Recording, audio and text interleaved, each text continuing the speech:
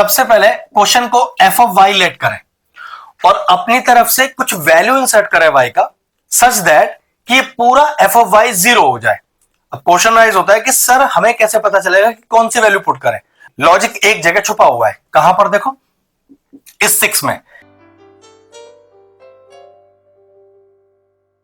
Hello friends, आज हम topic discuss करें क्लास 9 से। चैप्टर लिया है पॉलिनोमियल्स और एक हिट एंड ट्रायल मेथड या लॉन्ग डिवीजन मेथड से मैं इस क्वेश्चन को सॉल्व करके दिखाऊंगा। फैक्टराइज करने के वैसे टोटल 4 मेथड होते हैं। सबसे पहले क्या करें, आप कोशिश करें कि कॉमन निकालें, अगर कॉमन निकल सकता है तो। उसके बाद स्प्लिटिंग द मिडिल टर्म करें। उसके बाद आइडेंटिटी लगाने की कोशिश करें, कहीं आइडेंटिटी तो नहीं लग रही है। अगर ना तो कॉमन आया, ना तो स्प्लिटिंग द मिडिल टर्म हुआ और ना ही कोई आइडेंटिटी लगी, तो कंफर्म है कि question hit and trial method और लॉन्ग डिवीजन मेथड से किया जाएगा।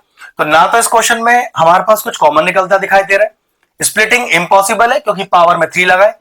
स्प्लिटिंग उन्हीं क्वेश्चनों की हो सकती है जिसमें यहां पर 1 और यहां पर 2, मतलब अगर यहां पर 1 हो तो यहां फिर 2 ही होगा, मतलब यहां जो पावर है y की उसका मल्टीपल यहां होना चाहिए, तभी स्प्लिटिंग हो सकती है, वरना स्प्लिटिंग होने का कोई चांस ही नहीं है। अब यहां 1 है और यहां 3 लिखा है, सॉरी ये स्प्लिटिंग नहीं हो पाएगी। तीसरा मेथड कि कोई आइडेंटिटी तो नहीं लग रही, तो सॉरी ऐसी कोई आइडेंटिटी ही नहीं है जिसमें क्यूब भी हो और 1 भी हो पाई का पावर, तो पक्का है कि ये question hit and trial method फिर लॉन्ग डिवीजन मेथड से ही किया जाएगा। तो चलिए सबसे पहले क्या करें, सबसे पहले क्वेश्चन को एफ ऑफ वाई लेट करें और अपनी तरफ से कुछ वैल्यू इंसर्ट करें वाई का, सच दैट कि ये पूरा एफ ऑफ वाई 0 हो जाए। अब क्वेश्चन राइज होता है कि सर हमें कैसे पता चलेगा कि कौन सी वैल्यू पुट करें।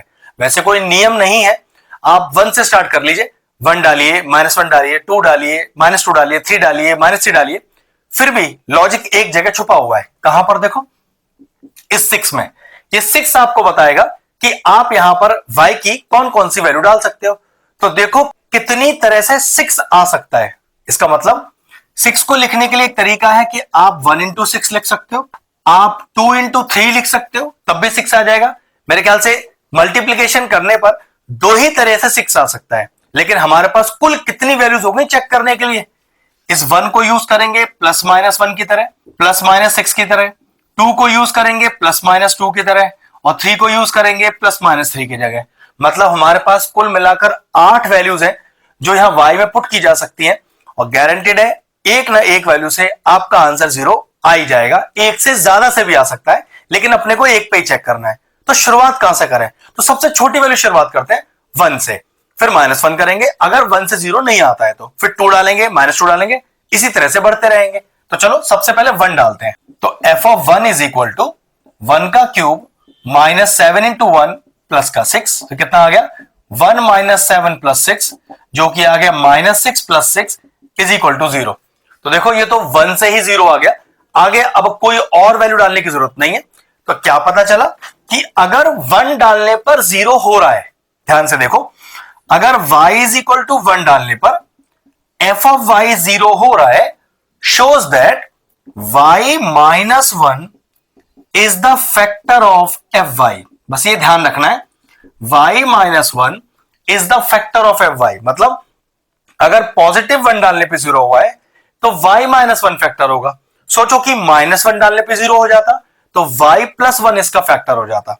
अब इस y - 1 से मैं क्या करूंगा, लॉन्ग डिवीजन मेथड लगाऊंगा और इस fy को डिवाइड करते हैं। ठीक है, स्टार्ट करें।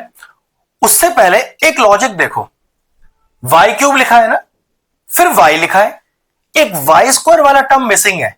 तो पेपर में कंफ्यूजन ना हो, इस fy को थोड़ा चेंज करो। किस तरह से चेंज करो, देखो यहां पर y - 1 डिवाइड कर रहा है, जरा सही से लिखो इसे, y³, क्योंकि y² वाला टर्म होना जरूरी है लेकिन वो क्वेश्चन में मौजूद नहीं है, तो +0y² -7y और +6। ऐसा करने से एक तो आपकी कभी मिस्टेक नहीं होगी और किसी तरह का कंफ्यूजन भी क्वेश्चन में क्रिएट नहीं होगा। देखो कैसे करते हैं आगे, y में कितना मल्टीप्लाई करूं कि y³ आ जाए, तो पक्की बात है मुझे y² मल्टीप्लाई करना पड़ेगा, तो y into y² is y³। अब इस -1 से y² को मल्टीप्लाई करो तो माइनस का y² के नीचे ही आएगा, ये लीजिए, नीचे वाले साइन चेंज कीजिए, यहां प्लस है तो माइनस आ गया, या माइनस है तो प्लस आ गया। अब प्लस का y³ माइनस का y³, ये तो कैंसिल आउट हो गया। 0 + 1 तो याद रखिएगा इस साइन से कोई मतलब नहीं है, 0 और यहां क्या लिखा है 1, लेकिन ये प्लस वाला माना जाएगा, तो 0 + 1 = 1, तो 1y² माइनस का 7y और प्लस का 6। ठीक है, अब इस y में क्या मल्टीप्लाई करें कि y² आ जाए, पक्की बात आपको एक प्लस y मल्टीप्लाई करना पड़ेगा, तो y², फिर -1 से प्लस y को मल्टीप्लाई कीजिए, माइनस का y, साइन चेंज कीजिए, या प्लस है तो माइनस हो गया, माइनस है तो प्लस हो गया, ये कैंसिल आउट, तो माइनस का 7y प्लस का 1y, तो बचा माइनस का 6y प्लस का 6 एज इट इज कॉपी।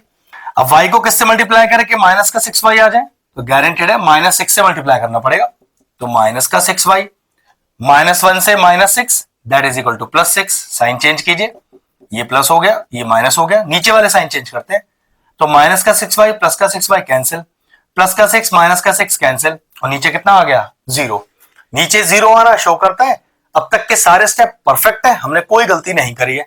अब अगला स्टेप क्या होगा, हमारा जो fy था जिसे हमने लेट लिया था, अब ये क्वेश्चन स्प्लिट हो गया किसमें, हमारे डिवाइजर इनटू क्वोशिएंट में, तो y - 1 into y² plus y और माइनस का 6। ठीक, चेक करो, यहां अगर y की पावर 1 है तो यहां y की पावर 2 है, गारंटी है ये स्प्लिटिंग द मिडिल टर्म से ही क्वेश्चन हो जाएगा। तो चलो स्प्लिटिंग करते हैं, तो f(y) = y - 1, स्प्लिटिंग का नियम क्या है, इस 6 को और जो y² के आगे टर्म लिखा है यहां पर जो 1 है उसे मल्टीप्लाई कर दो, 6 × 1 इज 6, इस 6 के फैक्टर निकाल लो, देखो क्या फैक्टर आएंगे, 2 × 3 = 6 और 3 × 1 = 3, 2 3 और 1, इस 2 3 1 को इस तरह से एडजस्ट करो कि एक भी फैक्टर छूटे भी नहीं और आंसर में प्लस का 1 लिखा आ जाए। देखो ध्यान से, यहां प्लस का 1 ही है ना, तो कैसे लिखा आएगा जरा देखो ध्यान से, 3 × 1 = 3 और 2, अब 3 और 2 को कैसे एडजस्ट करूं, यहां पर प्लस का y आ जाए तो कैसे लिखेंगे, y² प्लस का 3y माइनस का 2y और माइनस का 6। चेक कर लो, 3 और 2 एडजस्ट करना है, प्लस का 1 लाना है, तो 3 - 2, y अपनी जगह पर एज इट इज लिखा रहने दीजिएगा। अब जैसे ही स्प्लिटिंग करके 4 टर्म स्प्लिट हुए तो पहले 2 और अगले 2 में से कॉमन 100% हमेशा आ जाएगा, हो ही नहीं सकता कि कॉमन ना आए। तो चलो अगला स्टेप डालते हैं, तो f(y) = y - 1 ब्रैकेट, पहले 2 में से कॉमन निकालो, y कॉमन आ रहा है, अगर दोनों में से y कॉमन आ रहा है तो बच क्या गया y + 3, ध्यान से स्टेप चेक करो, अगर वापस मल्टीप्लाई करोगे तो यही स्टेप आ जाएगा। अब ये वाला माइनस हमेशा यहां उतार लीजिए, मतलब ये साइन हमेशा इधर आएगा, सोचने की जरूरत ही नहीं है। 2y और 6 में से कुछ कॉमन आ रहा है, बिल्कुल 2 कॉमन आ रहा है, 2 कॉमन आ रहा है, ब्रैकेट लगा लिया। अब तो -2 में कितना मल्टीप्लाई करूं कि माइनस का 2y आ जाए, पक्की बात है y मल्टीप्लाई करना पड़ेगा, इसे मल्टीप्लाई कर लो, ये एग्जैक्ट मैच होना चाहिए। अगला स्टेप, -2 में कितना मल्टीप्लाई करूं कि -6 आ जाए, तो पक्की बात है +3 मल्टीप्लाई करना पड़ेगा। और एक बात भी कंफर्म है कि ये वाला ब्रैकेट हमेशा इस ब्रैकेट को मैच करेगा ही करेगा, तो थोड़ा अंदाजा भी लगाया जा सकता है। अगला स्टेप देखो, तो f(y) = y - 1 bracket, y + 3 y + 3 common निकाल लो, और अगर मैंने y + 3 कॉमन निकाल लिया है तो क्या बचा हुआ दिखाई दे रहा है, y - 2, तो ये लीजिए आपके 3 टर्म में आपका क्वेश्चन स्प्लिट हो चुका है, या कह सकते हैं कि क्वेश्चन का फैक्टराइजेशन पूरा हो चुका है। क्योंकि हम पर्टिकुलरली लॉन्ग डिवीजन मेथड ही कर रहे हैं, तो पहले जो 3 मेथड बताए, कॉमन निकालना, आइडेंटिटी और स्प्लिटिंग द मिडिल टर्म, वो इस पर्टिकुलर क्वेश्चन में नहीं हो पाएगा। हाँ, ये है कि स्प्लिटिंग बाद में होगा जब लॉन्ग डिवीजन हो जाएगा।